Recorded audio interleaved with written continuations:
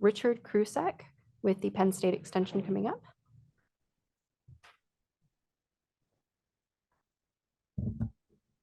Did anyone leave their phone in the women's bathroom? Anyone? Okay. All right, I guess that's the other meeting people. Thank you.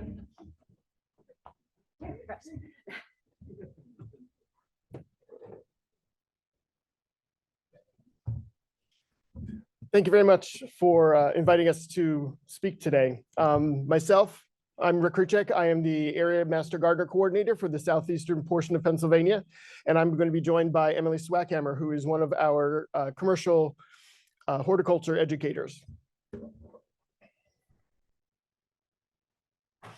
As we prepared for this presentation, we struggled with what we were going to present, basically. So what we did is asked if we were in the audience, what would we want to hear? And we determined why Extension, where did Extension start in their outreach efforts, information on Master Gardener outreach, and then our Extension educator outreach. So we titled our presentation Managing the Message because that's basically what we did. When it comes to why Extension, Penn State is a land-grant institute in the United States. So it has an extension arm, and the primary mission of Extension is to provide education to the general public. And we do that in a number of different ways. We do face-to-face interactions, we do online education. It could be any number of different ways we do that.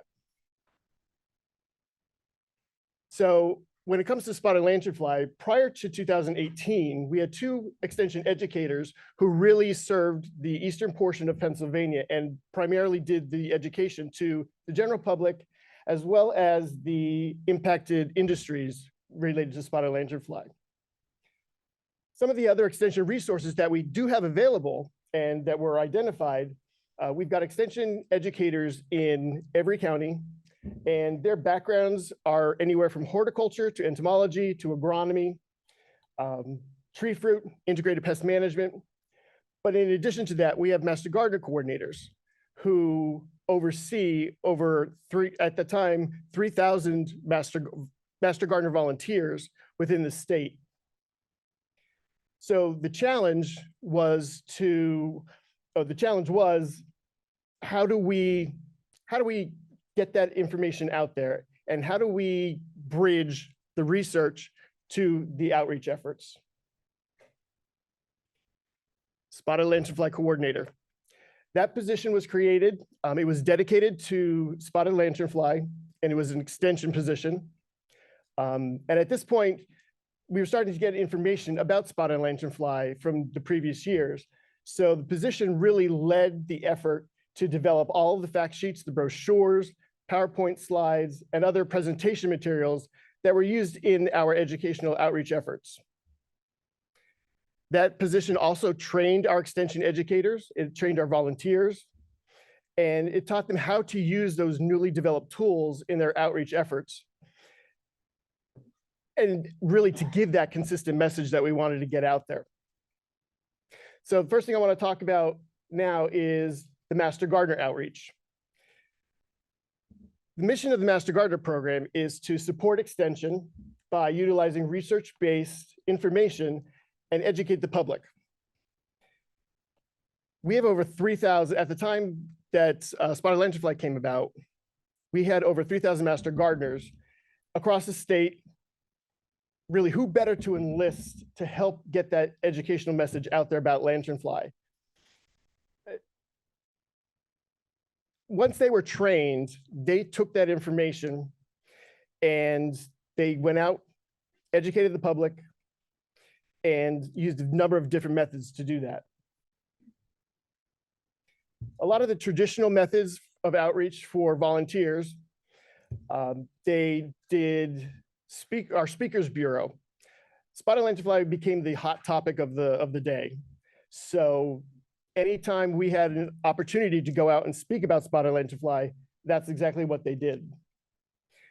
some of the primary questions that we would get on our garden hotline and when we were out doing any kind of event, how do we get rid of them? And what can we spray on our trees to kill them? So when we were out in the community, we not only did question and answers, but we also did presentations on the history of the lanternfly, how it got here, town hall meetings to educate the municipalities as well as the citizens on, what this was all about. In 2018, the Berks County Garden Hotline, we had 785 spotted lanternfly related interactions with the public. That was calls, emails, and also in-person visits to the extension office. That was just about half of our interactions with the public that year. So while some of these traditional approaches got us out in front of the community, they were successful. We always had room for improvement. So some of the new approaches that we took, one of the statewide programs that we have in our Master Gardener program is called the Growing Gardeners Program. And they design horticulture related programs for the youth out in the community. Master Gardeners can then take those programs and implement them in the schools for grades 1 through 8. Many of the programs are offered during the school year, but they're also offered during the summer. They create lesson plans with clear goals and objectives to outline what the Master Gardener really needs to include in their presentation. The group also came up with some creative ways to get kids interested. And one of those is our spotted lanternfly spinner wheel, which was displayed last evening. The kids or the adults, because adults love to spin it as much as the kids, whatever picture it lands on, they have to match it to the card on the table. And on the wheel, we've got a number of different insects, some that are mistaken for spotted lanternfly, but we also have examples of the spotted lanternfly in all its life stages. They have to identify it. Is it really a spotted lanternfly? If it's not, we tell them what it is. And then they're asked to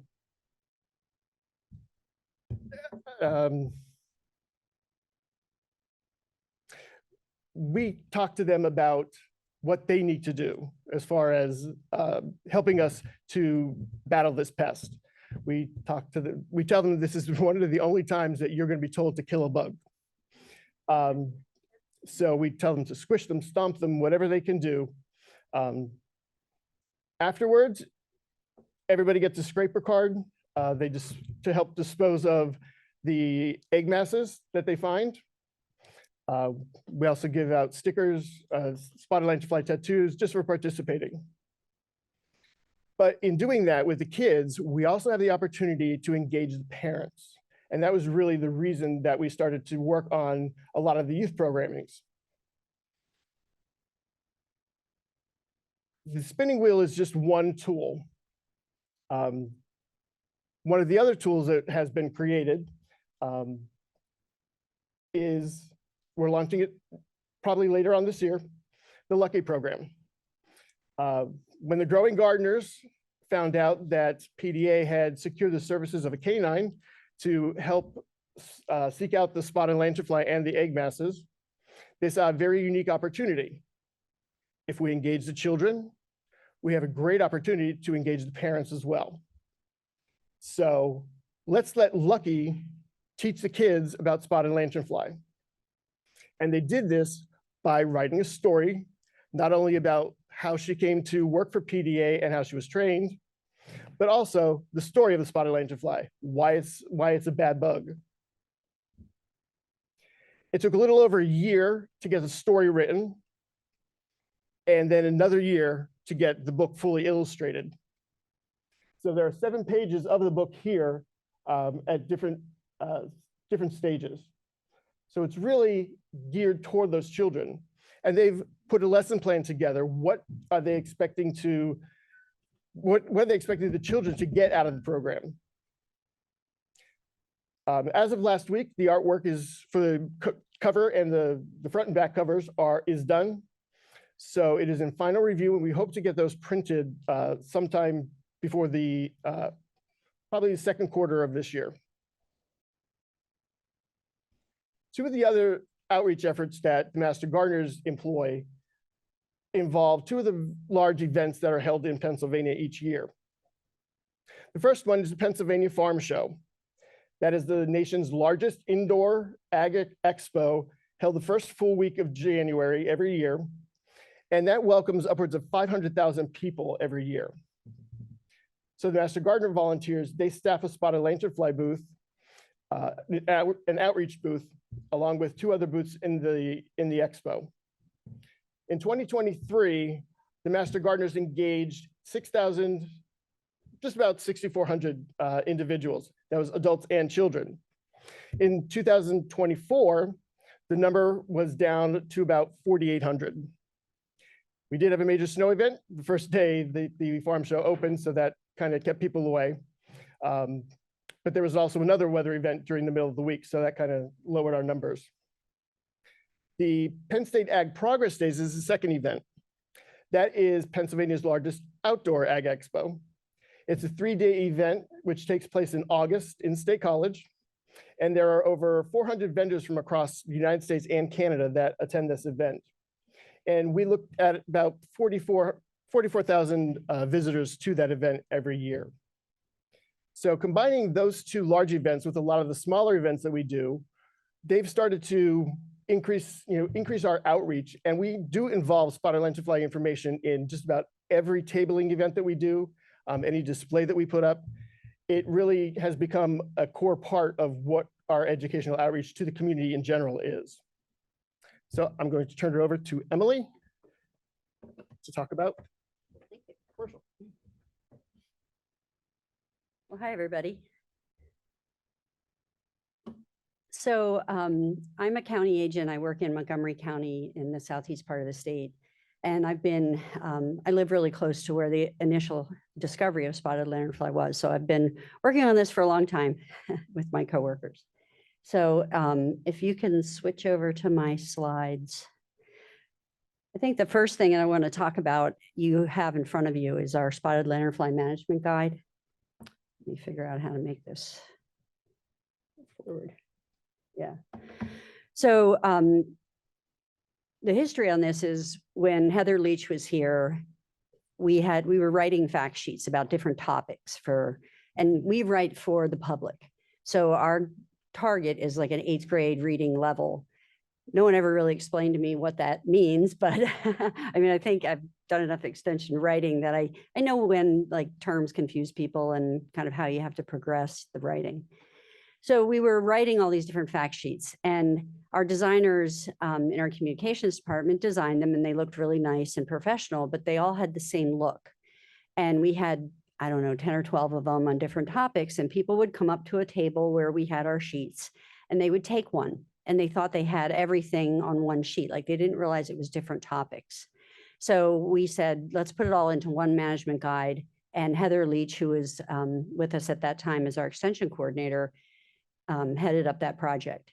So we had our first edition come out in 2021, and it's Heather Leach and myself, Brian Walsh, and Amy Corman as the authors.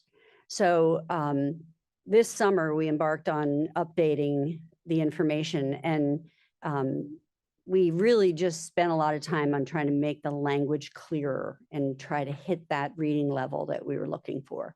But specifically, we added information about Tree of Heaven. That's always something that people would ask, how do I identify it? How do I manage it? There's a short section on that. We added information about population fluctuations. This is one of the biggest questions we've been getting in the last couple years in at least southeastern Pennsylvania, where people had experienced really high populations, and then we're seeing years where they're low, and some years they kind of tick up again, and people want to know what's going on with that. So we have a section about that, annual fluctuations, but also fluctuations as they move throughout the landscape during the year. And then we added information about Section 25B products. So this is written for the public audience, and we're really trying to help people understand If you want to use some sort of insecticide intervention, we have efficacy data on some Section 25B products, but how to get them to find them in the marketplace is where we were trying to go with that. So encouraging them to use the least toxic option. So you all have a copy of that, and there are more here. Brian has a box of them. If you want to take more back with you, please come see us afterward. So the other thing I just wanted to report out about, we have the extension educators, that's what I do. And then we have the volunteers who also magnify our effort. That's what Rick manages. So I'm reporting out just for the extension educators in the state. And I have some things to show you that might give you ideas in other states of things you might want to be doing. So we use a system called Salesforce to collect information about how many events we run, speak at, and then how many people we reach through those events. I don't think the data in this system is complete. I know some people maybe not have reported everything. I'm not mentioning any names, but we had 53 events that were entered in the system in the last year. I figured since the last summit, and over 2,800 contacts. So the interesting part to me about this is Rick mentioned in the beginning, it was pretty much 2 educators doing all the extension education in the state. And now we have there were about 25 educators that reported, and some are Master Gardener coordinators that reported that they did work into the Salesforce system. So, you know, when it started in Pennsylvania, I think in some ways people in Pennsylvania perceived that it was like a Southeast problem. And as it moves into other states, try to get everybody in extension to the point where they could go out and talk about it. So we've done a lot of training to get the extension educators up to speed and providing them with PowerPoint presentations and images and so on. And it really helps if you have somebody coordinating that effort. So I just have some of the names of people up here and some of the events that people talked at and reported on.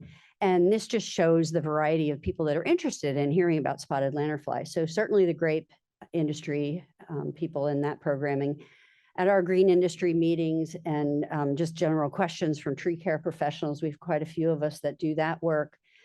School programs, master gardener trainings, breweries, municipalities, conservation districts, human resources training for individual counties, historical societies. The Ag in the Classroom is a program that they go into the schools and they can bring the information right to the kids that way. So this is just the most recent list. So I wanted to tell you a little bit more about that population fluctuation, which is the big question I've been seeing in Pennsylvania in the last year or so. And we work with the Chester County Parks Department. And Chester County is down here in the southeast corner. I have this circle drawn around like the northeast part of Chester County, and this is where this work was done. So they've been very diligent. They went to one of our trainings years ago, and they've been very diligent about scraping egg masses along a certain stretch of the Schuylkill River Trail. They have 43 elevated electrical towers, and underneath these tower bases, you can just see that you have to get down on your hands and knees to take a picture of it. The spotted lanternflies loved to lay their egg masses there. So they have been counting those egg masses and scraping them at the end of every year to try to reduce the number that'll be there for the next year, because they're really annoying to people on the trail, right? So they've been providing me with this information all along, and I put it into this table to show you, in 2017, 2018, 2019, there were really high populations. And then we're seeing these dips in populations. The public is noticing this, and we do our best to try to explain. We don't really know all the factors. It's natural forces and host plant availability and health. And, we try to explain it as best we can. But this is anecdotal evidence of these things that people are noticing. So I think that's a really cool project that our Parks Department in Chester County, after coming to one of our trainings, has been this diligent about scraping egg masses and providing us with this information. So we hear from other states as well. And, we fell into that role of kind of providing information that people needed as lanternfly moved into their areas. I heard about the spotted lanternfly on the beach, and I got these from Rich Buckley at Rutgers. See if I can have this. Yeah, there we go.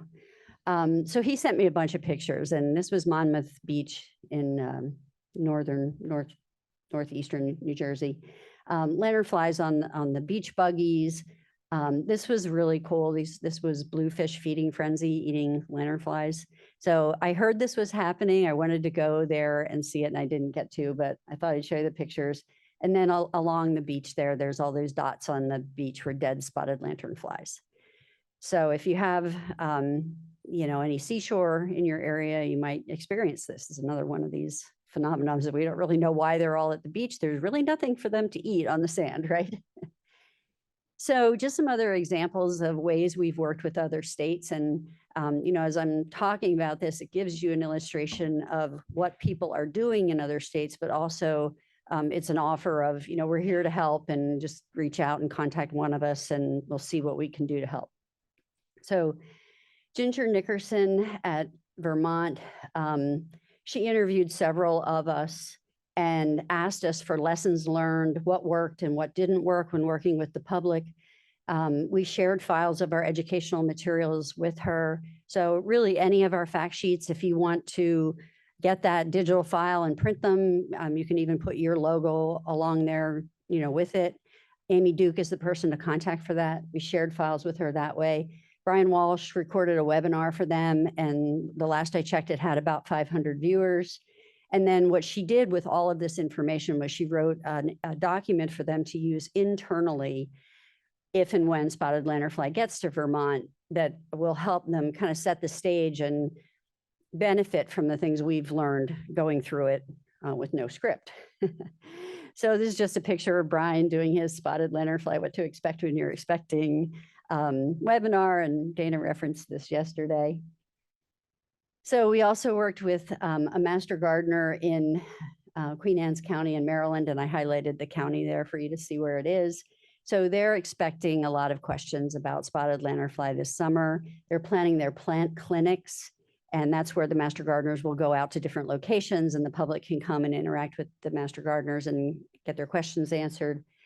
Again, we shared files of educational materials with them. They're going to use some of the content of that to make trifold displays for the master gardeners to use at the events, and then have the handouts there available.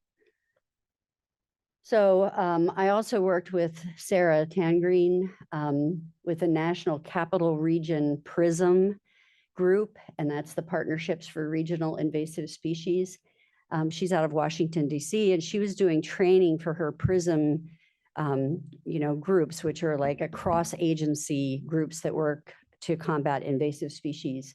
She wanted information about specifically how to use tree of heaven as trap trees to control spotted lanternfly. So I gave her, specific information. We always say destroy about 90% of the tree of heaven, use herbicides so they don't resprout, try to only preserve about 10%, and male trees are preferable because they don't have seeds and they won't spread further, and then treat those with a systemic herbicide. So I went through that with her. And I also provided information about the recommendations for herbicide management of tree of heaven so you don't have resprout. So she incorporated that into her training sessions. And then probably most recently, I did a webinar for the Tennessee Urban Forestry Council, and that was recorded and is available online. So residents of Tennessee, and that it's a wide audience, so residents can come and hear about the history of lanternfly, and I always include a lot of identification information in there and where to report it if they find it. So that's this kind of work that we do, and if anybody needs assistance, you can let me or Brian know, or Amy Corman. We're probably the point people, and we can lead you to resources, and we share what we have. Do you have any questions? If it's okay, we'll actually hold off on questions in the interest of time. Thank you so much, Emily and Richard.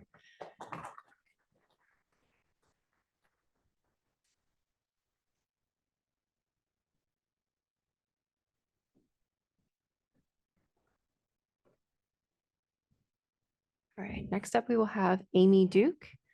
and also Jay Losiewicz coming with us. Hi, everyone. Okay, my name is Amy Duke, and I'm the Associate Director of Communications for Penn State's College of Agricultural Sciences, and I support the Spotted Lanternfly team, as well as our Penn State Extension marketing group. They also support the team in marketing and outreach of Spotted Lanternfly. For the past several years, thanks to the USDA grant and PDA, we've been able to have some funding to have a significant campaign and impact to spread the word about spotted lanternfly throughout our state. Today, I'm going to give you a little snapshot of what we did last year, which is pretty much modeled on our previous years, although we did do something different this year that we're going to talk about with streaming advertising. And to do that, I'm also going to invite Sarah Pauley, who's our digital marketing and analytics manager, to speak on some of those metrics that we had this past year. So to start, every year we have billboards throughout the state. This year we had a total of 4. We had 2 in Erie County, 1 in State College on State Route 322, and also 1 in the Harrisburg metro area near Clark's Ferry. So if you were traveling this way, you might, well, you wouldn't have seen it now, but you might have seen it over the summer. So we do have billboard campaign that ran throughout the summer with the message. Here's our the design. It has "Look before you leave," and all of our marketing materials have a call to action to see the extension website, which we'll talk about in a little bit. So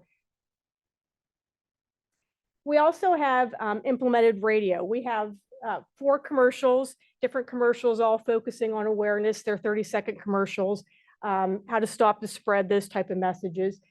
This year, we decided to focus on the regions of the non-quarantined and recently quarantined counties in Pennsylvania to try to educate those folks about spotted lanternfly. So we did have 3 different spots, like I said, with 4 commercials that kind of ran May through September. So we have had good success with the radio program as well. But probably the most significant part of our program is press releases. Our news team produces press releases, writes press releases about the spotted lanternfly and what extension and what our scientists are learning about it. And because of that, throughout the years with those news stories, of course, we've been positioned as one of the experts. Penn State is one of the experts in spotted lanternfly. So our scientists or extension educators are contacted frequently, especially during the summer months, about spotted lanternfly. And because of that, and I'll just tell you a little bit, we use a system called Meltwater, which is a media monitoring platform. So we're able to find where our stories are picked up and how many people pick those up and how many people read them and estimate. And so in the last fiscal year, we had media mentions where either our scientists or extension experts were cited. There were 935 news stories that our people were featured in. And some of the more significant, we were on CBS, Morning Ad Clips, NBC, Harrisburg Patriot News, Pittsburgh area. And Julie actually was on the BBC too as well. Where are you at, Julie? There you are. Yeah, she was on the BBC. I thought that was pretty cool. I liked that. I was like, yes. So it was good. And so we were able to get some metrics here about how many potential people were reached through those news stories. And as of last year, 5 billion people would have been reached through those news stories with the spotted lanternfly message. And here are a couple of examples of the news stories that our team has written that were on Penn State News, but we also distribute our news stories throughout the state as well as throughout the nation with our Meltwater platform and our media lists. And so this is the advertising value equivalency of if we had to pay for that coverage, it would have cost approximately $46 million. So we also have a monthly newsletter in which we partner with PDA on that gets distributed to 27,000 subscribers. It's a digital newsletter and it runs April through October, where we feature, based on the life cycle, different stories, tips, images, and of course, the state has a business beat where they focus on the permitting and other topics. We also have an SLF call center, which is manned by a full-time manager, and we have 3 seasonal operators, and they're available to speak with the public, give them general information about spotted lanternfly, but they also can refer them to resources, and they often refer to them to the Penn State Extension website for tips on managing, controlling the pest. And so last year, they received more than 9,000 calls just from July 1st. I'm sorry, the last year, 9,300 approximately calls in the last fiscal year that they fielded. So they're pretty busy, especially during, I think, August and September. They seem like they're pretty busy with calls. And so if you were here last night for the show and tell, you saw some of the outreach materials that Emily was referring to that have been produced over the last several years. The management guide, that's the previous management guide, our scraper card, brochure, kids activity guide. That's just a few things. And as Emily mentioned too, I have all the designs and the specs. So if you ever need anything, you want to reproduce these with your own logo, I'm happy to share them with you. Just give me a call or email me, and I'll be sending them to you. So. And in the last fiscal year, we distributed approximately 94,000 copies of those outreach materials. And since June 2018, we've given out more than 1.4 million of these products. So. And since the beginning, we've had a website which has our fact sheets, articles, lots of information about spotted lanternfly, as well as reporting, the life stages, I mean, all types. It's a comprehensive website. And so with that, with the analytics from last year, we received a total of 2.29 million page views on the spotted lanternfly website. And most of the visitors come through Google search, but we also do have referring traffic from our Facebook page, as well as the Pennsylvania Department of Agriculture. So that's kind of a breakdown of where the visitors are coming from on our website, to the website. And most of the people coming to the website are either from Pennsylvania, New York, or New Jersey. Those are their locations. So something new that we decided to do this year was we implemented some advertising and streaming services. We have 2 30-second commercials. One's an animation that was done several years ago with the awareness, Stop the Spread. But we also had a commercial too about stopping the spread that PDA produced with grant money a while ago. So we used those 2 commercials to kind of expand our reach on streaming services. And I'm going to let Sarah take that over now to talk about that, because she is the expert in that realm. So Sarah, are you on?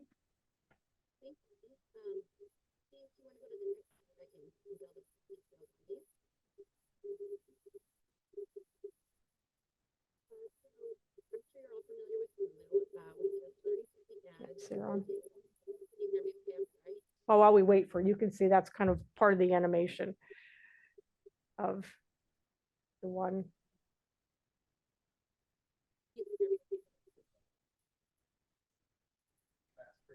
Oh, Sarah, can you speak again?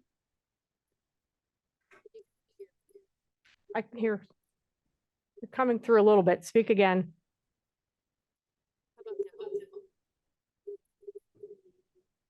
Is it yeah. Can you call on the phone, Sarah? Or no, I'm sorry. Or is she on the phone? Are you on the phone, Sarah? No, I'm on my laptop. Okay. Really close.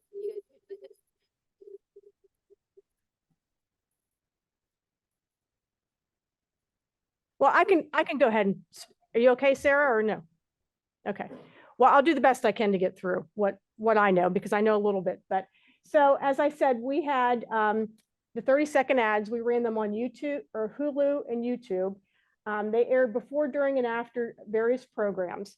So from those statistics, Sarah, I'm not sure you made it on or not, but on the Hulu ad, we had almost 195,000 impressions, meaning people that clicked on or looked at the ad and watched it for a certain period of time. And 79% of those people were watching on their living room TVs. Is that right, Sarah? And so we also had a YouTube, these commercials ran on YouTube, which was a 30-second skippable ad. Of that, there were more than 400,000 impressions with a 46% interaction rate, which Sarah has mentioned before at a previous meeting, that was really exceeded the expectations that we had, and that what the norm is for those type of ads. So bottom line is they were viewed, and we were pleased with the results of how many impressions and how many people watched the video and watched it longer or watched it through in its entirety and just didn't skip it. So that was good. So we also had a Spotify campaign this year with a radio ad too, which was really good. As you see, we had a 30-second ad. There were about 58, maybe 159,000 impressions close to it, with a 1.29% click-through rate, which according to our analytics is 2.5 times higher than comparable campaigns. So they were pleased with that too. So it appeared that our streaming services and the ads, the digital ads we put with that were also well received and viewed. And in the past, we've always had a Facebook and Instagram, like a social media paid campaign. And so again, we had a great success with that again this year. We had messaging segmented by the counties, especially those counties that were newly quarantined or not quarantined. And so of those ads here, you'll see samples of them here. We had more than 1.4 million impressions, more than 700,000 people reached, with more than 25,000 clicks and engagements, which again, we were pleased with those, and they exceeded what the standards are for those type of advertising campaigons. Amy, can you hear me now better? Yeah, yes, Sarah, you're back on. I Okay, muddled sorry about I that. muddled through it, but I don't know. So if you just No, want to no, give it's great. a quick recap of anything that you want to point out that you thought about the digital campaigns that we did this year that were new, and how they contributed to the success. Sure. So one thing I did want to point out that we did segment the messaging by county, Yes. so that the newly affected areas were really trying to educate even what the spotted lanternfly looks like. And one thing I really noticed, it confirmed the need to do that. I saw a lot of comments on these ads that people thought they were cute or pretty. They thought they were dragonflies. So I think it really shows that further education is certainly needed. In fact, I think I'll steal that spinning wheel from Master Gardeners next time. But yeah, overall, all of the components did extremely well in this campaign. Mm-hmm. And they're fairly inexpensive too, considering some of the other types of paid advertising that we can do. So we thought we got a lot of value out of the streaming and digital ad campaigns, which we will probably most likely repeat this year. So that's, I don't know if there are any questions, if you want to hold off on questions, but I'm happy to answer anything. Thanks.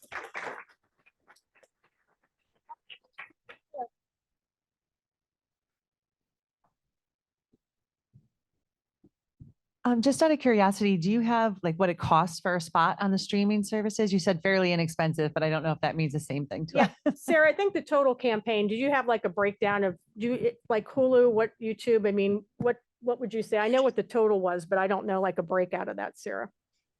We spent a few $1,000s on Hulu, YouTube, and then Spotify. What made it cost effective was really targeting the audience. So instead of just trying to hit all of Pennsylvania, like I said, those platforms, we really concentrated on the counties that needed that information. Like whereas if we tried to hit Philadelphia, that would have been pretty costly.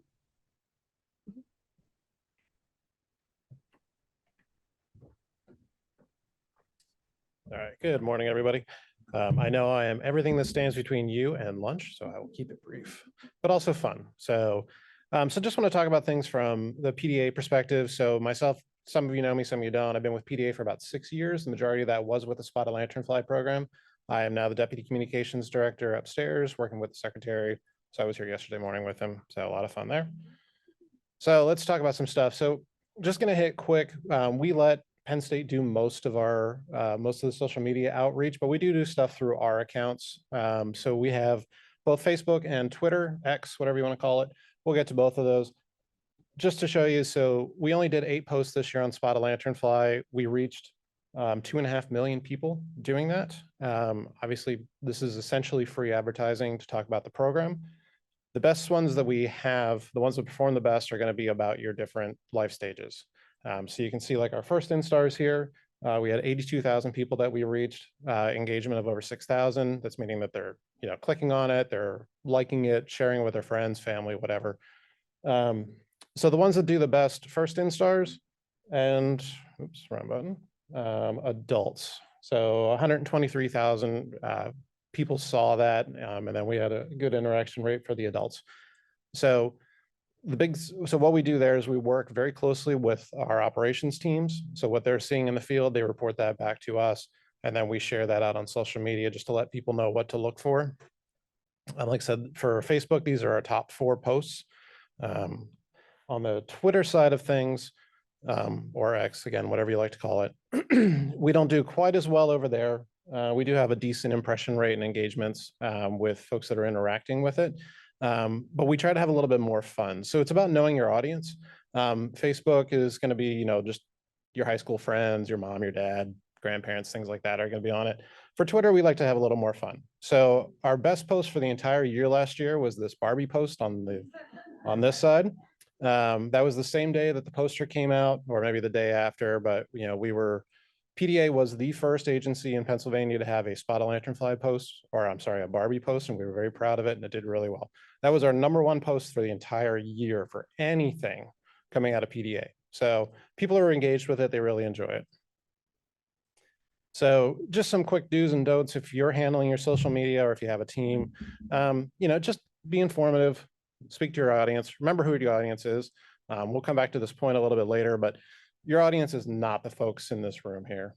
You guys know about Spotted Lanternfly, they don't necessarily. So keep it simple, that 8th grade level, like Emily was talking about, keep it engaging for your folks, make it fun. I put on the don't side about, number 1, don't be negative. Be careful about what you're saying out there, try and get a good message out there. We don't like this bug, kill it, not other things. Be smart about your pesticides that you use, try not to use them if you can, those kind of things. For us at PDA, we don't respond to negative comments. We get an awful lot of them. Right now, if you like raw milk, don't talk to me. I don't have anything good to say to you. But it's the same thing over there. So we just don't engage with negativity on our side. Check with your HRs for that before when you make that decision, what you're going to do there. All right, now we're going to switch gears a little bit. So just a note for the folks in the room here that are getting funding through the USDA, you do have to keep track of what you're doing as far as your outreach events. So you don't have a number that you have to hit, but you do have specific thing, just keep track of them, essentially. If you're going on Facebook Live, if you're doing media interviews, anything like that, just keep track of it so you can share that back at the end of the year. We do really well with Facebook Lives. Folks like them, they engage with us, whether that's a farm show or it's the middle of the year. So just something to keep in mind, something fun and easy to do. Town hall, speaking with students, scouts, conservation groups, any of those groups that you're going to hit anyway, just take a note that you did it for that. So this is just a quick sampling of some of the things that we did last year. So we had Secretary Redding, our press secretary, Shannon Powers, myself, and Dana Rhodes. This is not an exhaustive list of all the interviews we did. And I don't have cool stats and figures like Amy does. So I apologize for that. But the one I want to point out, we're getting both attention here in the state, but also nationally. I don't think any of us went on BBC, which is really cool, but we'll get there. But this Guardian article, so I want to talk about that for a minute. I'm going to poke a little bit of fun, mostly at myself, for your entertainment. So this article came out, yep. Some of you are already groaning. It was actually a really good article. They did a good job. A lot of folks in this room were quoted, and I think they did a decent job of the article. But, being a person in the media, our job, what do we want to do? We want to have the best quote out there, right? So when I'm digging through this article and I come down to the one thing, so I spent 25 minutes with the reporter on the phone. I sent her countless emails with tons of information. And this is the quote I get out of it. Folks are just tired of letting us know about spotted lanternfly. Like, it hurts the pride a little bit, right?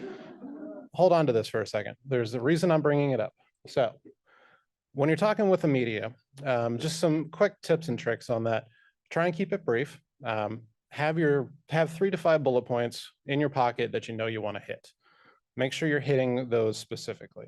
So whatever you say that is the flashiest thing that you say out there, like nobody wants to talk to us about spotted lanternfly, that's what's going to get put, on TV, in the newspaper, or wherever. So be informative, but be succinct. Most of these interviews are not live. They're going to be recorded, and they're going to take, they're going to go back and they're going to edit it. So if they ask you a question and you don't have the answer right off the top of your head, take a minute, pause, think about it, then give them the answer. If you don't know, I'll get back to you. It's a perfect answer. Go back to your comms team, go back to your experts, get back to them on it. That's not a big, there's no issues doing that. Again, back to that point about speaking to your audience. It's not the folks in this room, and keep it simple. Spotted lanternfly are bad. That's a great thing to say. It's nice and easy. And then follow up. So this is something Dana and I were talking about. So we all have partners, working with Penn State all the time. Sometimes we say something and it comes out like it's misinterpreted. So talk to your partners. Don't automatically assume that just because I said, cut down every tree of heaven in the planet, maybe that's not what we actually want to do. Maybe it is, but talk with your partners and make sure that that messaging is consistent across the board. And if it was a mistake, we can try our best to correct it. Again, work with your comms teams, work with your partners to get there. So we're going to go back to this quote, and we got to have Michael Jordan, because why not? So yeah, at the moment when I read that quote, I took it personally, but there's more to the story. So just because the one thing they quoted you on isn't what you wanted them to say, doesn't mean they didn't listen to you and take into account what you said. So everything highlighted above that, that was all data that I had shared with her to talk about all of our reporting and why we weren't sure why we were getting it. And then she also notes, maybe there is a decline, or maybe they don't want to report it. So it's not always about what's attributed to your name, it's about what you're sharing. So it's a good article. I suggest checking it out. I've gotten over the fact that it was a bad quote because, there's a lot of good data in there. So, okay, enough therapy on stage. So resources and documents, just wanted to talk quick about this.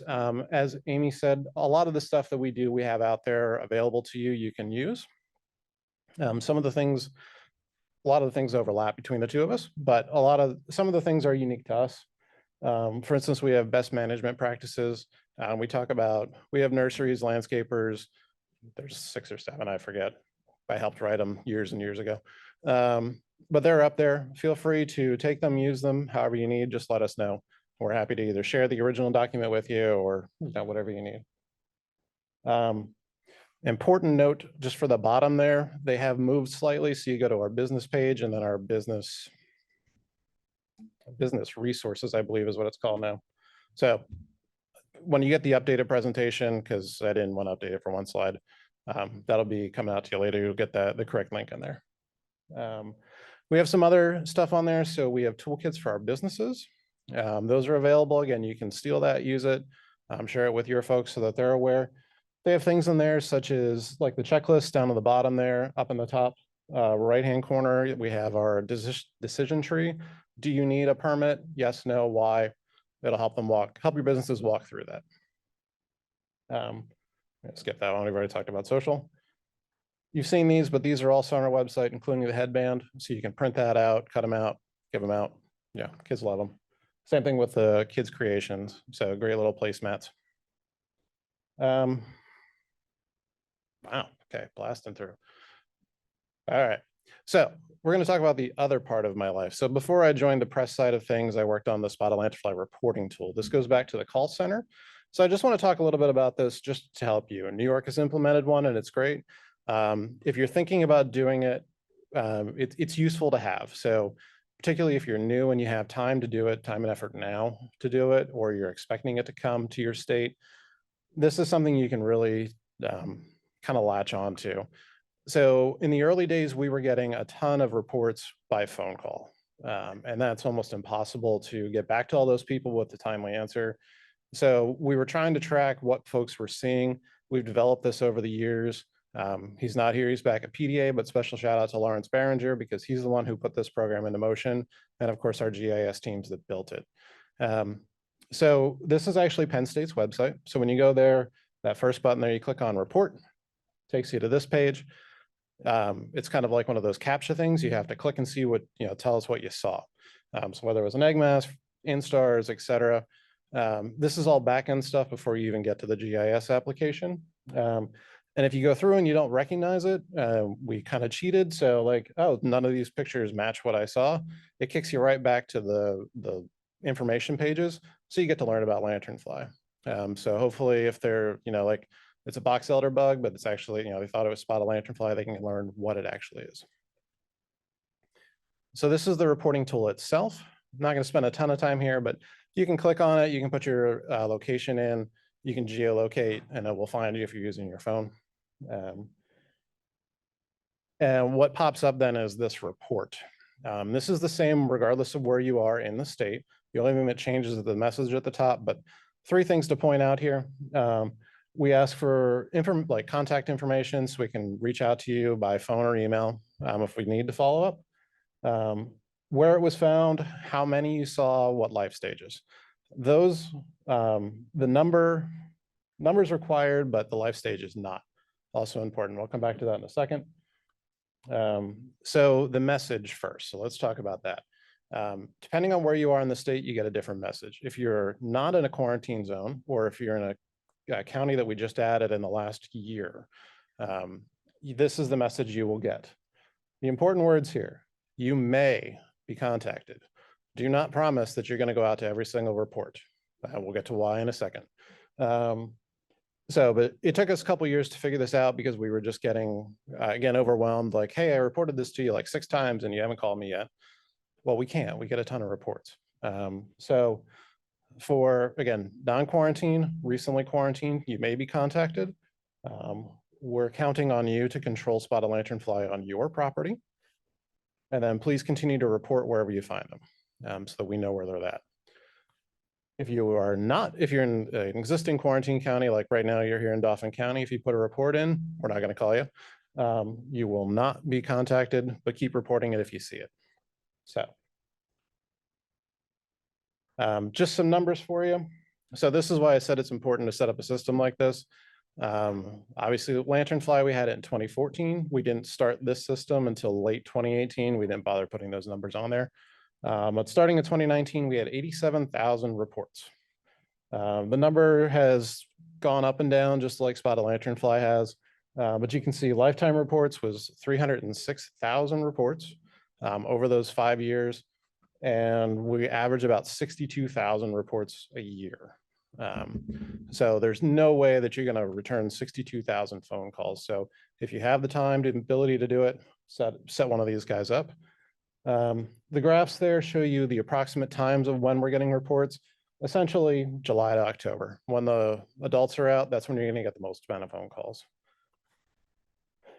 I broke it down here for you to see a couple of things. So again, the life stages, what they're reporting when they report it, that's based on that other optional thing. So adults are the #1 thing that they report. Early nymphs. So when that first hatch is coming out, we see a lot of those. You get a lot of like the mixes because they can select more than one thing. So you're seeing a rough estimate there. The important thing on this graph is 95% of the reports that come in living life stages, 4% are about egg masses, but this is an optional field. So they do not have to click on this. They can ignore it completely. Only 1% of people do not tell us what they see. Maybe it's because they're completionists and they like to make sure they're clicking on all the things in there. They don't have to do it, and only 1% aren't doing it. So folks are engaged. That's the important message here. They're interested in talking to you about it. They want you to know about it. So if you can do this, great. Figure out a way to get reports from your public, because when an outbreak appears, they're going to be the one that's going to tell you about it first. It's not going to be the 6 people you have out in the field or whoever. And that's it. And my watch is buzzing, so we're right at time. So do we have time for questions or are we good? Okay, 1 or 2 questions if anyone has any. What's up, Brian? If I could just add that at Penn State, we do a training yearly for the master gardeners, extension educators across the state, just a quick update, and encourage all the admins and all the different county offices to be on there. So everybody's on the same page. And it's just like the general population, even with our educators, sometimes they don't pay attention until the lantern flies in their county. Then all of a sudden they get much more engaged quickly. The other thing I wanted to say, and Amy can speak to this, we get media requests, and it seems like the local TV stations seem to be absolutely urgent that day within a few hours. And if you can do your best to get somebody on it, there's much less chance than they're going to Big Johnny's Tree Care, who isn't pesticide certified or doesn't know what he's talking about and is going to give out that worse information. And when you do those interviews, it's okay to ask if your interview is going to be tagged with Big Johnny's Tree Service. So sometimes that gets a little bit rough because you can go on and say the right thing, and then you get just a complete knucklehead tagged onto the end of the interview that you are then associated with. So, yeah. Brian's right. I mean, we do have a core group. I keep a media list of all the different educators and scientists at Penn State, spotted lanternfly people throughout the state that can answer questions. And probably, Jay, you do this too. We try to match them up. Depending on where the media is located, we try to match them up with somebody in their region. That said, the heavy lifting is usually done by Julie, Brian, Amy, Emily, you know, those core educators, the master gardeners, and the master gardeners do go through training too. We've done trainings with the master gardeners about media tips and tricks, like Jay spoke with you about today. So we do educate them, and we also encourage them that they can't answer a question, don't answer a question, don't speculate. You know, we try to make sure that they're all on the same page. But Julie, yeah. I was going to add real quick, one tip we learned the hard way is to always ask whenever, whatever form of media it is, if we could see the written article or see what they're going to publish before they do.